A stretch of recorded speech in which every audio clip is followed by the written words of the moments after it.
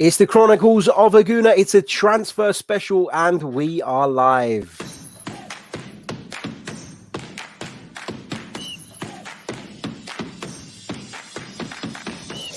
You're listening to the Chronicles of a Gooner, the Arsenal podcast. I'm Martin Tyler, and you're listening to Harry Symeou.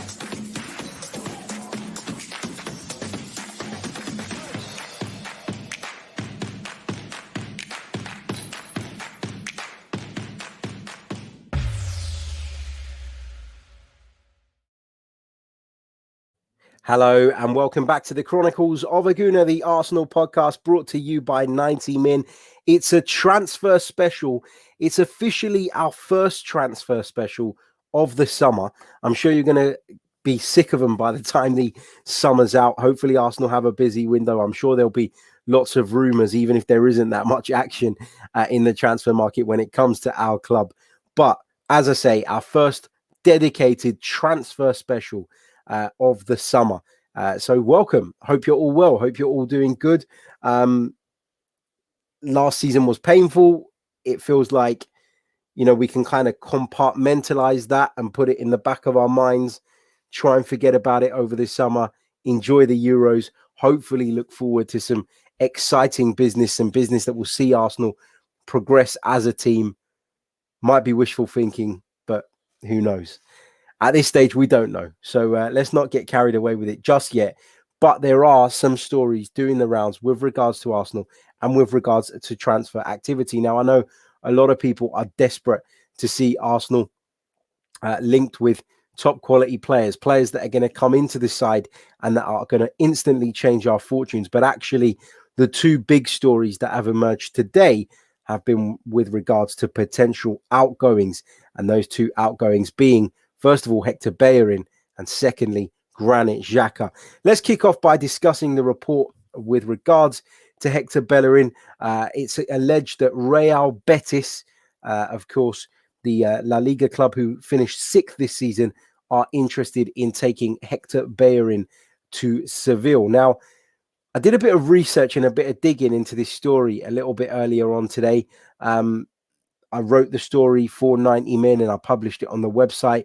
But there's quite a few interesting bits and pieces that I'd never really picked up on before with regards to Hector Bellerin and his existing relationship with Real Betis. Maybe it's just me. Maybe it's just something that completely went over my head in years gone by. But Real Betis and Hector Bellerin have a relationship. Hector Bellerin's father is a huge Real Betis supporter. And apparently, back in 2011, Hector Bellerin spoke of the fact that he would one day like to play for the club, would like to represent the club. Now, I didn't know anything about that, so that was news to me. I don't know if it's news to you guys. But Hector Bellerin, as I say, already has an existing affiliation, an existing affection towards Real Betis, who are said to have entered the race for his signature this summer. Now, Real Betis, of course, have European football next season, a UEFA Cup place, Europa League place. That's something that Arsenal can't offer. It also offers Hector Bellerin a route back to his native Spain. And on the surface of it, it seems like a proposal or a club that might interest him, currently managed by Manuel Pellegrini, could actually end up in the Champions League if Real Madrid and Barcelona are sanctioned properly for their role in the European Super League. So there's still that possibility as well. The problem with this and the stumbling point with this is that Real Betis, they want Hector Bellerin on loan. They want Hector Bellerin on loan initially with an option to buy the player further down the line. But that is not something that I think will appeal to Arsenal necessarily. Now, Arsenal, of course, will be looking to move players on and will be very understanding and very aware of the current climate. The fact that the coronavirus pandemic has significantly hit a number of football clubs, every football club in some way, but some are struggling more than others. And the Spanish game, from what I've been told, is a competition that overall, have really been hit by everything going on with regards to the coronavirus pandemic. Some of you saying in the chat that it should be obligation to buy rather than it being an option to buy, and we're going to have to wait and see what the deal is with that. But from my understanding is that Real Betis have opened contact with Hector Bellerin's representatives, not Arsenal Football Club as of yet, but what they're asking and what they're considering and what they're wanting is they are wanting a loan deal with the option to buy Hector Bellerin at the end of it. Interesting. Not sure it's something Arsenal will go for, but there appears to be interest now from Real Betis as well as Barcelona, who have been previously linked with a move for him, as well as Paris Saint-Germain, who have also been credited with an interest in Hector Bellerin. I think the Paris Saint-Germain link for Hector Bellerin might sort of start to disappear over the coming months, over the coming weeks. And the reason I say that is because they're now alleged to have an interest in Achraf Hakimi. Of course, Antonio Conte, who we've spoken quite a lot about over the last couple of days on the show, has been told that he needs to sell players, that Inter need to sell players. That's why he subsequently left the club. But it's said that Inter are in desperate need of raising around about 80 to 100 million euros. And Achraf Hakimi is somebody that may appeal to Paris Saint-Germain. He's somebody that we're hearing they are looking at. I think when they initially came in for Hector Bellerin, the possibility of Achraf Hakimi wasn't a realistic one. Inter had no reason to sell. But now that PSG have kind of smelt blood with regards to Inter, are well aware of the situation, understanding that, of course, Inter are in need of raising funds. I think that Paris Saint-Germain, and I'm not just saying this off a hunch, I'm basing it on some of the reports I've read over the last 24 hours. I think Paris Saint-Germain will probably prioritize Achraf Hakimi over Hector Bellerin. Who wouldn't, right? So that means that a deal for Bellerin to PSG could potentially be off the table. And so Arsenal need to do something here to drum up the interest in Bellerin from elsewhere, if, of course, Hector Bellerin is going to leave the club this summer. Now, we've talked a lot about what Hector Bellerin's worth over the last few months. 20 to 25 million was the price that we felt, I think probably as a group, that Arsenal should be looking to get for him. I do wonder if the absence of PSG from the race in the event that they do decide to go after Achraf Hakimi will mean that we can no longer expect that kind of fee, will mean that the clubs left to kind of fight one another for Hector Bellerin's services are going to be clubs in a kind of lower spending bracket, and therefore 20 to 25 million pounds is no longer realistic. I don't know. It's really difficult to know exactly how much the pandemic has hit the transfer market in terms of the fees that we're going to see being paid for players over the course of the next few months. So, yeah, really, really interesting to see how that's going to go. But just to bring you guys up to date, Real Betis are interested in Hector Bellerin. That is according to ABC Sevilla. That's where the original source of this report is located. That's who it's come from. And ABC Sevilla, as I say, they say that Real Betis want Hector Bellerin, although their initial offer is likely to be a loan deal with the option to buy him at the end. Will Arsenal go for that? I hope not, because we need to raise money. But, you know, beggars can't be choosers at the moment. And Hector Bellerin clearly isn't somebody that the rest of the clubs will be looking at and saying, well, Arsenal really value this guy and he's a real important part of their plans, because he's not played. He's not been playing. So that suggests that Arsenal are resigned to losing him, and it suggests that Arsenal are happy to lose him. And therefore, that drives the price down, you would imagine. So it's going to be really interesting to see how this develops, how this pans out. But it's interesting to note that Real Betis have entered the race for Hector Bellerin. What have you guys got to say in the live comments, in the live chat? What are your thoughts on Hector Bellerin? How much should Arsenal be looking to recuperate for Hector Bellerin? What is a reasonable fee that we should be demanding for a player of Hector Bellerin's quality, Hector Bellerin's age, and Hector Bellerin's, most importantly, experience because he's got vast amounts of it for someone of his age. Big hello to everybody in the live chat who's joining us right now. Hope you're all well. Hope you're all good. Thank you for tuning in as always. Just a quick reminder before we continue and before I go to the comments for your thoughts on Hector Bellerin and the price that Arsenal probably should be looking for. Just a quick reminder that this show is brought to you by manscaped.com. So if you are in need of some male grooming products, if you want to get that bush sorted out ahead of the upcoming summer, if you're planning to go out on the pool now that life is starting to get back to something like normal, then check out Manscaped, check out their products. Highly recommend the Lawnmower 3.0. Give it a look. And if you fancy it, give it an order.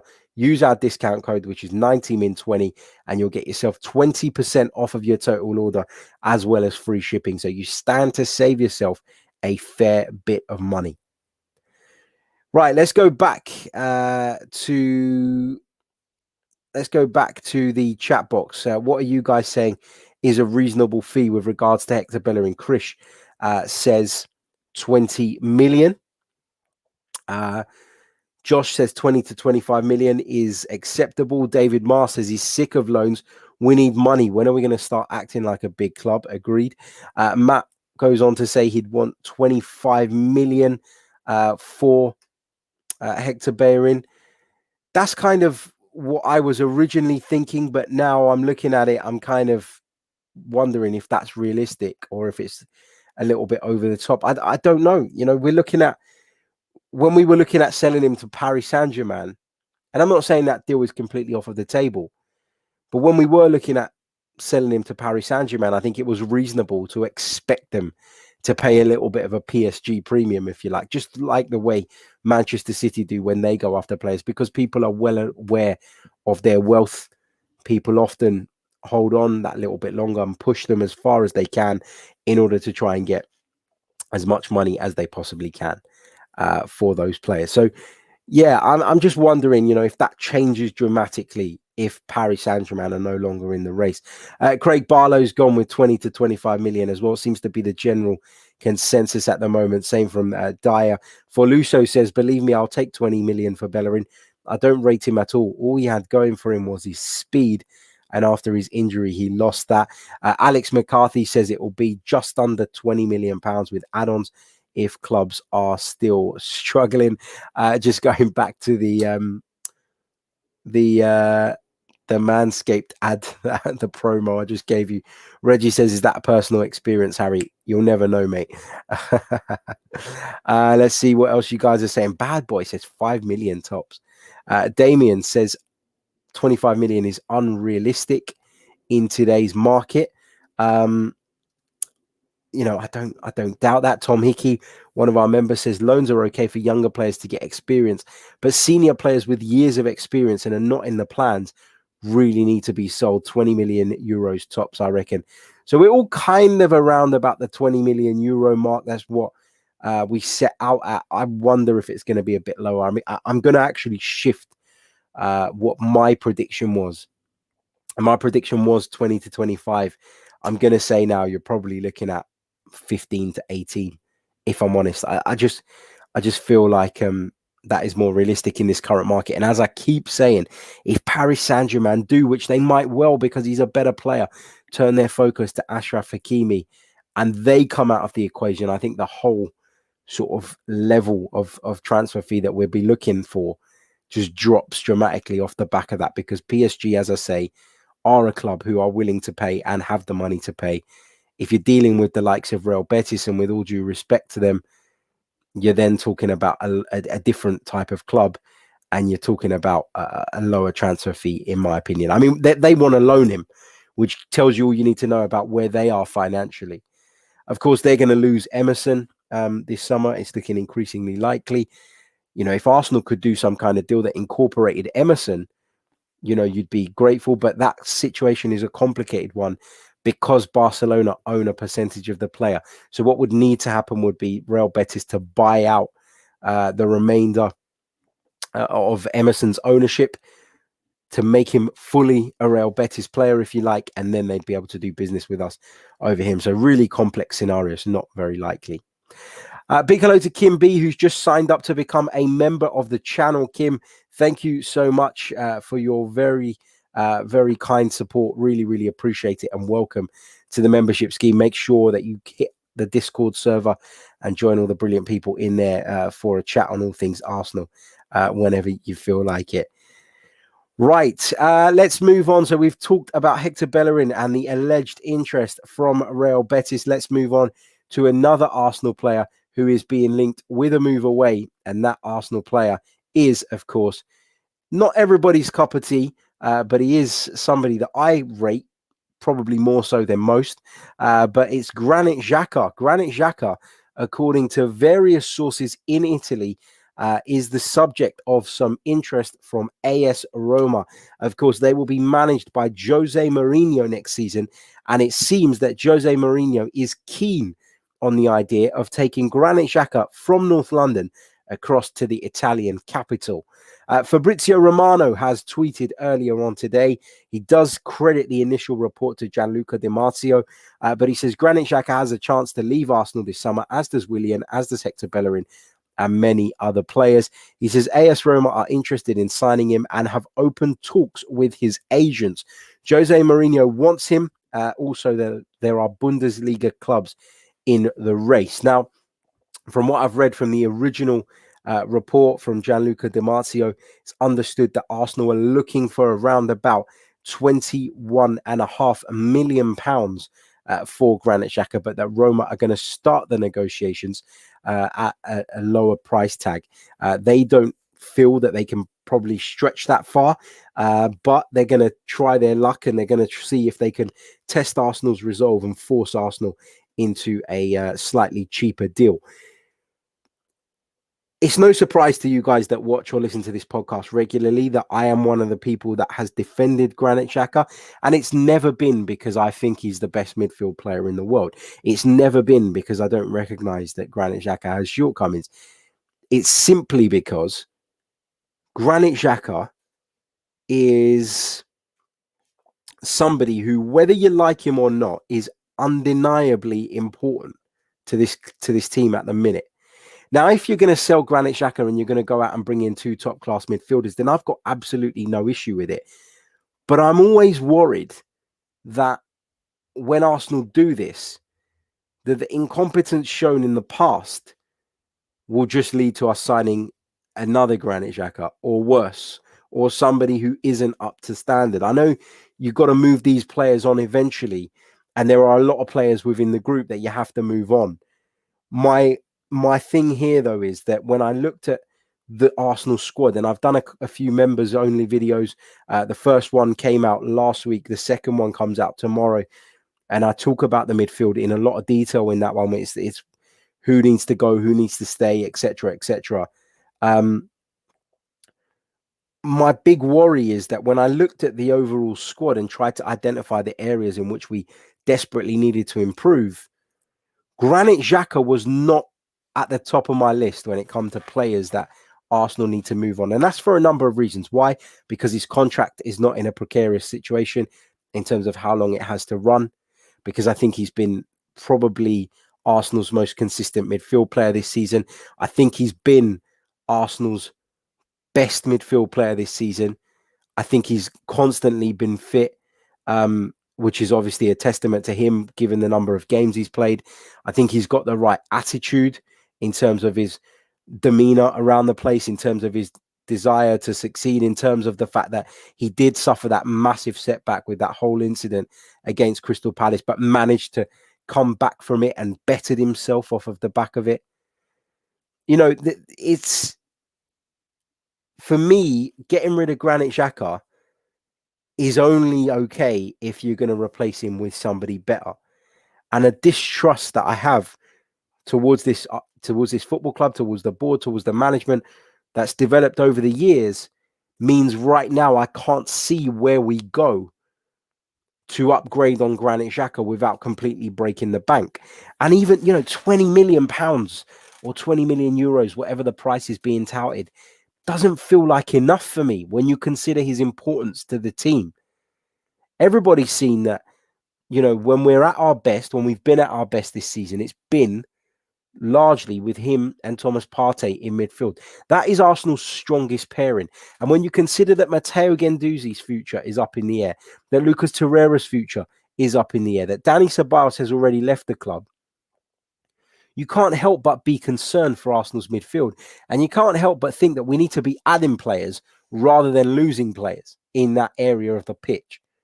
Now, is this part of a bigger plan? Is this part of a plan to go out and really upgrade, and selling Granit Xhaka allows us to do that? Then if that's the case, then you can't really argue with it. It's just until you see the back end of that plan, until you see that plan completed, until you see the end result, the end goal, it's very hard to trust the people at this football club who are in charge of this sort of thing to get the decision right. They've got it wrong so many times in the past, so you can forgive my skepticism. Big thank you to Innie for your very kind super chat donation, mate. He says, Harry, what a post-season. Started off with so many managerial changes. With that come available players. Hope you're ready for a busy summer. Cheers. It is going to be a busy one, isn't it? It's going to be an absolutely mad one. Sky are reporting that Sky Italy are saying that Roma have opened talks with Arsenal over Granit Xhaka, and that fits with what we're saying here. And look, from Granit Xhaka's personal point of view, would you blame him for wanting to leave Arsenal Football Club? I think he's been bad at times. I think he's let us down at certain moments, but I think overall he's been made a scapegoat more than he should have been.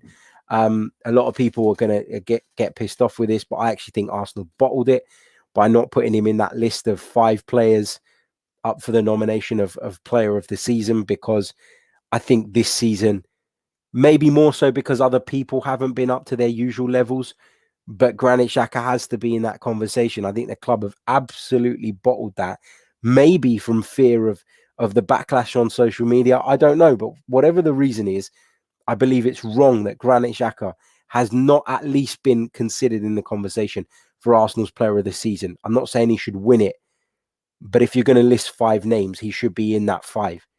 Probably around about the middle of that 5, because he's been consistent. He's been good for the most part. He's had a couple of moments, but who hasn't in an Arsenal shirt this season? So yeah, that's where I'm at on that. Let's see what you guys are saying with regards to the reports linking Granit Xhaka with a move to Rome, where he will join up with Jose Mourinho. Kim says, I think Xhaka would absolutely flourish in the slower Serie A, but I would rather offload El Neni if I were to upgrade on Xhaka in the summer. That's exactly how I feel. I think it would suit Granit Xhaka to go to somewhere like Serie A. But, for me, you'd argue that Mohamed El Neni wouldn't bring in the same fee, and that's why they're not selling him. But to go and replace Granit Xhaka and bring in someone better than Granit Xhaka, you need 30, 35, 40 million pounds. So it's going to require investment on top. If Arsenal have identified someone and feel that selling Granit Xhaka is the only way that they can get that done, then I'll back it. But the right player has to come in, and that's the key here. That is the key. Bad Boy says Granit is worth more than Bellerin. Completely agree. Brad says, I'm going to get stick for this, but Xhaka is going to be expensive to replace. That's exactly how I feel as well. Steve Stone says, yet another player that receives a bad press. We're not the same when he's not playing. I completely agree. Matt says, I think Xhaka is extremely undervalued by some of our fans. Other than Partey, he's our best midfielder. He's important to our game. Olivier says, selling Xhaka without getting Bissouma is a no-go. Christian says, Xhaka is our bootleg Jordan Henderson. Faye Monroe says, why do we have to sign 2 world-class midfielders if we are not even getting rid of one? Well, this report and the rumours are that we are getting rid of one. We are getting rid of Granit Xhaka. We're going to be getting rid of Lucas Torreira as well. Matteo Guendouzi may well come back and play next season, but Matteo Guendouzi, let's not forget, has just 1 year remaining of his contract, which could entice Arsenal into selling him as well. So a lot is up in the air when it comes to the midfield. That's the biggest priority position for me. We need a centre midfielder, we need a backup left back, and we need a right back. If we can get those 3 positions, anything else that Arsenal do in the transfer market would be a bonus. But those are the priorities, the midfield more so than any other area. And that's why I talk about Arsenal needing to bring in a number of midfielders.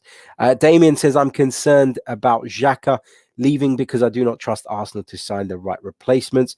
Matthew says, Xhaka has had a good season. I think a change for both parties, though, might be the best. What else have we got? Just picking up some of your comments. One Gooner says, by Xhaka, never been good enough in an Arsenal shirt. Wasn't good enough in an Arsenal shirt. Hasn't been for large periods, but I think he was better. I think he was better in the second half of the season. He was better this season, I should say, than he has been in any other season wearing an Arsenal shirt. Let's see what else we've got here in the comments. I can see some of you asking about Guendouzi's comments. Have you seen the comments from Guendouzi on Twitter? He's not coming back. Matt, just let me know. Are you referring to his comments about Unai Emery and going on to win the Europa League? Because I saw that this morning, and I felt a little bit like it was Matteo Guendouzi kind of trying to stick the knife in. I know that there are rumors of talks ongoing with Matteo Guendouzi going back to France, and I think that's probably what's going to end up happening. Matteo Guendouzi, as I say, will enter the final year of his contract next season, and in which case his transfer value will dip dramatically. But it feels like there's going to be a bit of a mass exodus at Arsenal, and we thought we were seeing one in January. Well, this one is going to exceed that by the looks of it. Those are the updates. Hector Bellerin, Real Betis are interested in taking him to the club, a club with whom he has family connections, family ties, and affection and affiliation from when he was growing up. We've got Granit Xhaka linked with a move to Roma. Matteo Guendouzi, as I've just mentioned, has been linked with a move back to France with Marseille, I think specifically.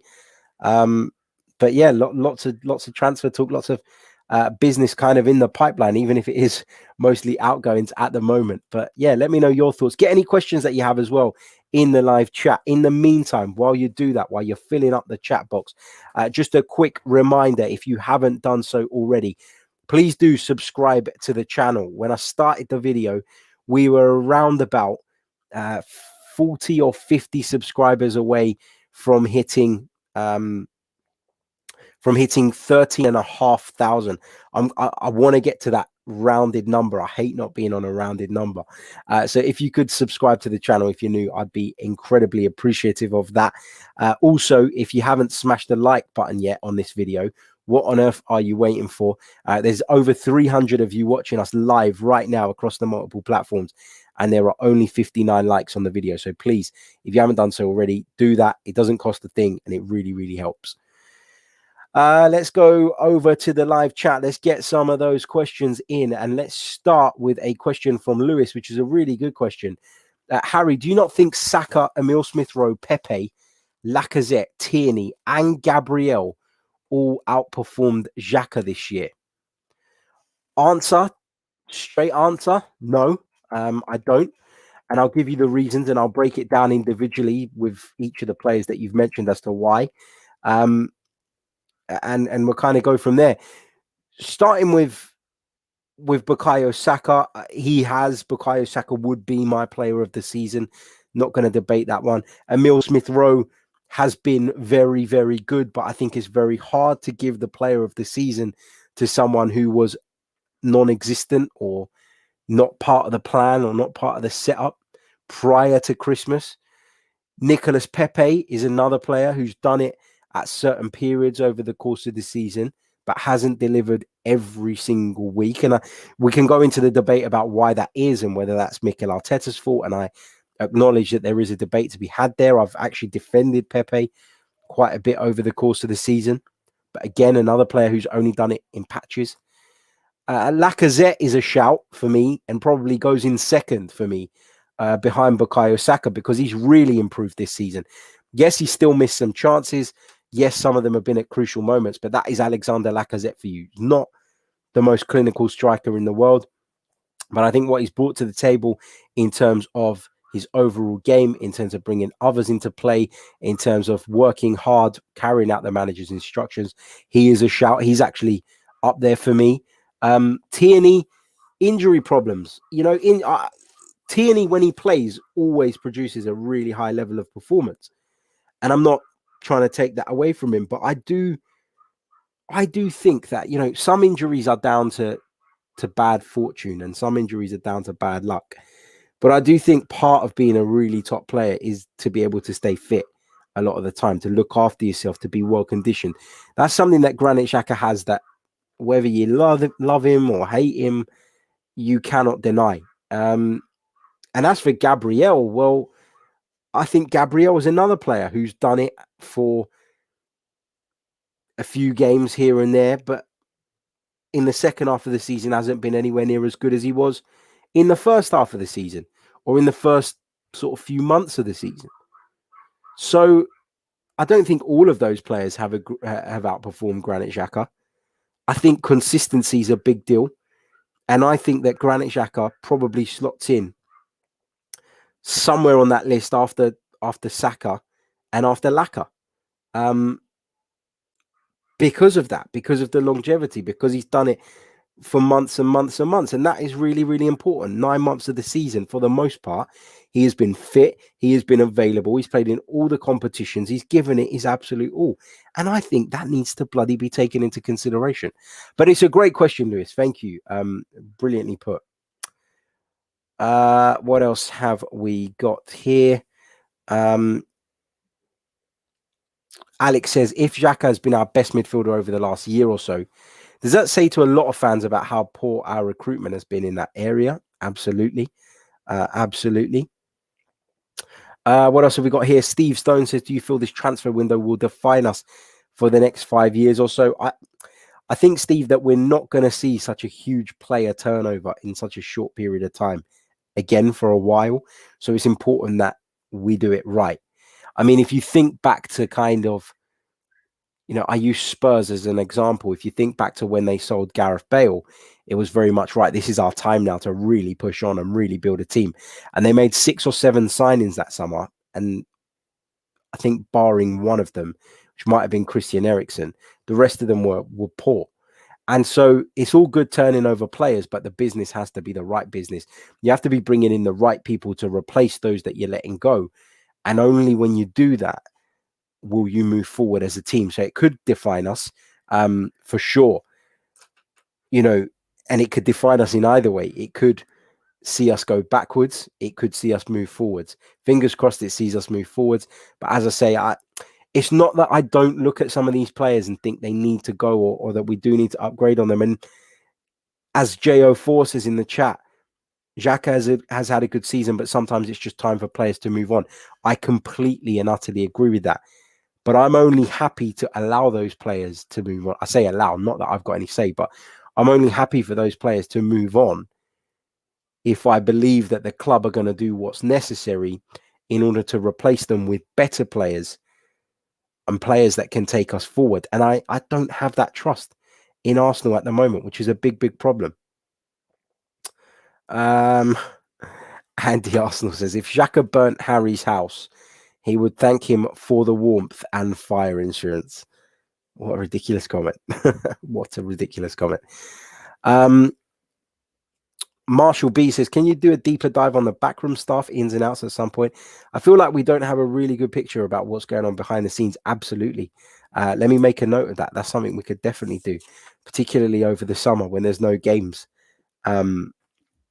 No games to cover, which, I'm one of these people, right? I know a lot of kind of people who run podcasts or do YouTube or whatever that, do it around or center it around a football team or around, the game in general, quite enjoy the transfer season, quite enjoy the transfer talk. I don't. I prefer to talk about actual football. And so, we're going to have plenty of time where we're going to be discussing other things apart from actual games of football. And so, yeah, for sure, I can pick up that idea. Let me see. I think I might have missed a super chat here, according to Myron. Let me just scroll back and see if I can find it. Just bear with me a second. He asks, where is it? Where is it? Here we go. Have you guys, Arsenal, been linked to Tchouaméni?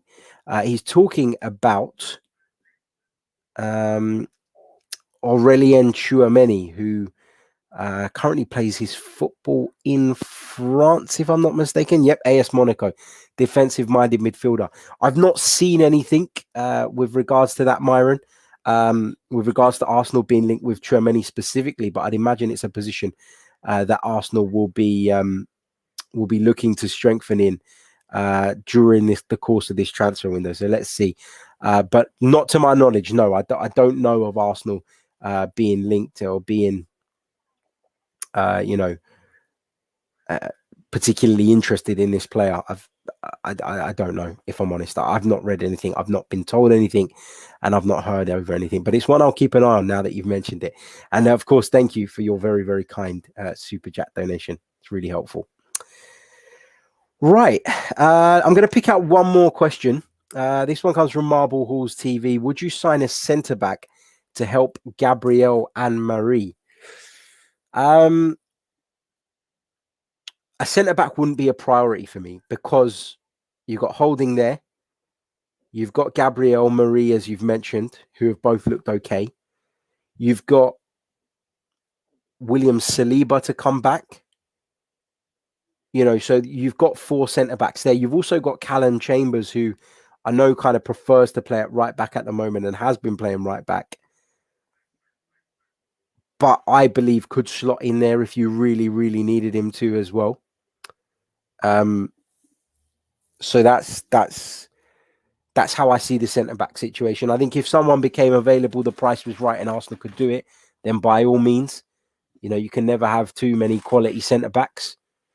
But I don't think it would be a priority if I was in charge. It's probably for the best that I'm not, but I think that we probably would kind of park the centre back thing for now because of the players that we have and because of the players that we have to return from loan as well. So we'll see. But me personally, would I do it?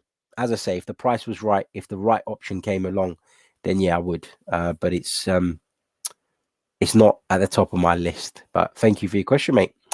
Albert, how you doing? Make sure you check out Albert's channel. Click on him in the comment section. Head over there and check it out. He says, yes, Harry, my guy. I've wanted to ask you for ages. But what are your reservations about Yves Bissouma coming to Arsenal? Whatever your answer is, you will still be my mate. What are my reservations about Yves Bissouma? I think so. Some of my reservations are as follows. I think, number one, he is a little bit similar to Thomas Partey in that mobility and physicality, I should say, seem to be his 2 biggest areas of strength. And in an ideal world, because I'm a big believer in balance in a football team, would prefer a little bit more technical quality alongside Thomas Partey. Look, we've gone big on Thomas Partey, right? We've made that signing, so now you have to complement that signing. And I actually think someone who's a little bit more technically gifted would complement Thomas Partey a little bit better. I think that Yves Bissouma's price is going to be quite substantial. I think Brighton know that their player is wanted by a number of clubs. I think we're also going to face competition from clubs who are probably more appealing to somebody like Yves Bissouma right now than Arsenal, i.e. Liverpool, who are in the Champions League, who won the Premier League the season before last. So taking all of that into account, that in my mind, the midfield I want to see includes somebody a little bit more technical than Bissouma next to Partey. That's just my opinion. Along with the fact that I think you could probably find somebody close to Bissouma's level on the continent. And as I say, I'm going to put some shows together looking at potential targets. I think you could find players of Bissouma's ilk for cheaper than 35, 40 million pounds. And I think in a summer when Arsenal need to bring in a number of players, it will be important that we get the right deals, the right players in, and for the right prices. And I think too much emphasis is placed on this whole idea of signing players and the need to sign players who are Premier League proven. Why the hell do you need to be Premier League proven? A Premier League club hasn't beat a La Liga club in a European final for what? How many seasons? A long, long time. There's this snobbery among Premier League fans and Premier League clubs that our league is so much better than everybody else's. No, it's not. It's more technical. It's more physical, but tactically, it's not as advanced as some of the other leagues, i.e. Serie A. You know, you talk about the top clubs. Yeah, Man City, Chelsea, of course, they're capable of tactically being incredibly astute, being incredibly advanced. But in general, there are more tactical leagues than the Premier League out there. You look at all of that, and you think, well, why should we have to pay this premium? Why should we have to pay well on top to get Yves Bissouma just because he's played in the Premier League? At the end of the day, he's been playing around the bottom of the Premier League with Brighton and Hove Albion. Does he know what the pressure's like to play at a huge football club where there's demand week in, week out? I would argue someone who plays for a top club in Italy or a top club in Spain or a big club in any of those countries will have more experience of playing under pressure than Yves Bissouma does. So, when people ask me about this, it's not that I completely write him off or I don't think he's a good player.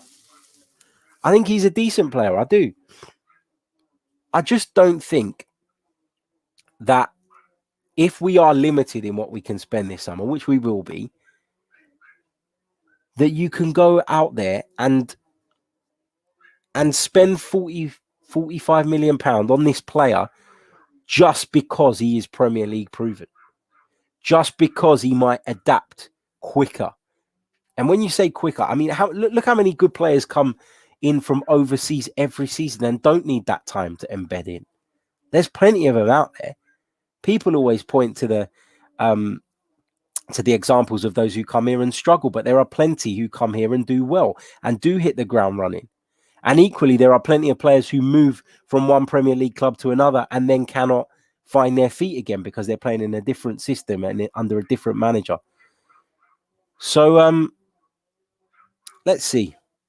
I'm not look. If Arsenal sign Yves Bissouma, I won't be disappointed. I'd actually probably be quite pleased. All I've ever said is that I'm not 150% sure that Arsenal should go and smash their transfer budget to pieces to get Yves Bissouma in, when as a player in terms of his profile, it's not what I would prefer, but that's my personal preference. And that, and just because he's Premier League proven, that's my view.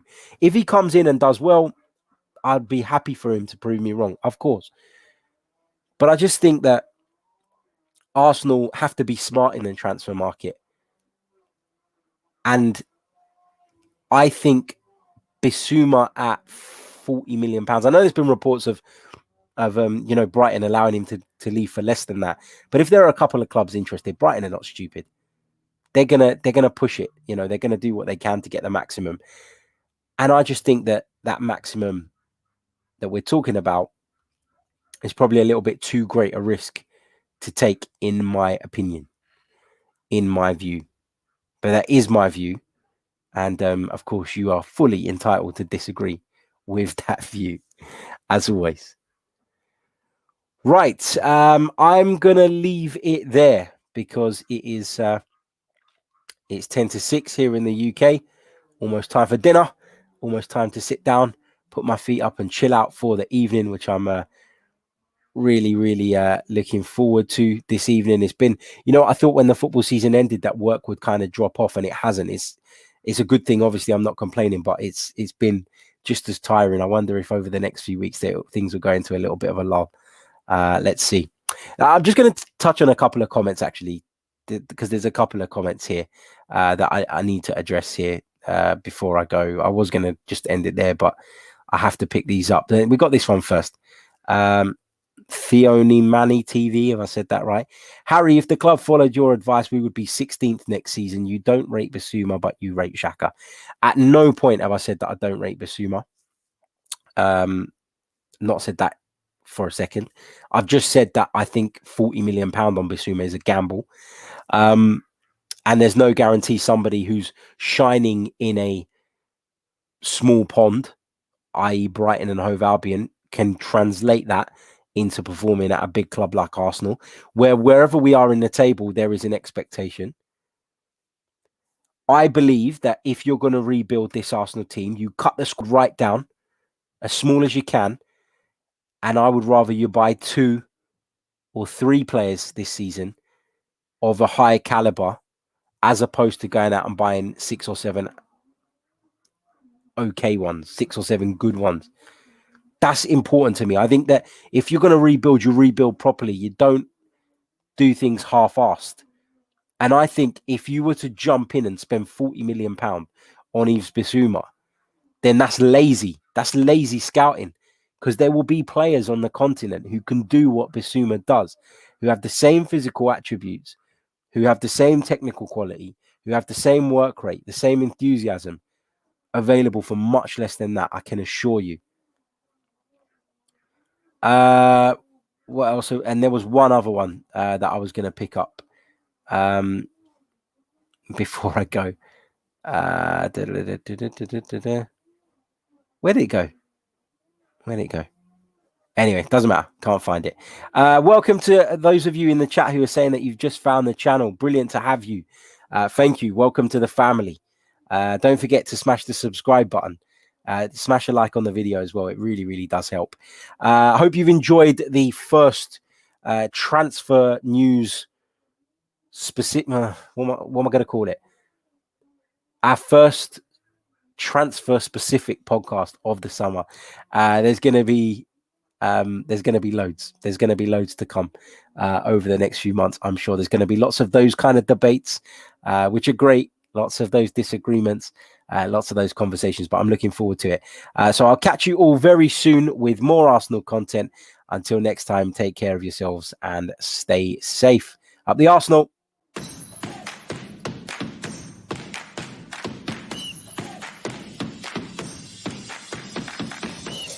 You're listening to the Chronicles of a Gooner, the Arsenal podcast. I'm Martin Tyler, and you're listening to Harry Symeou.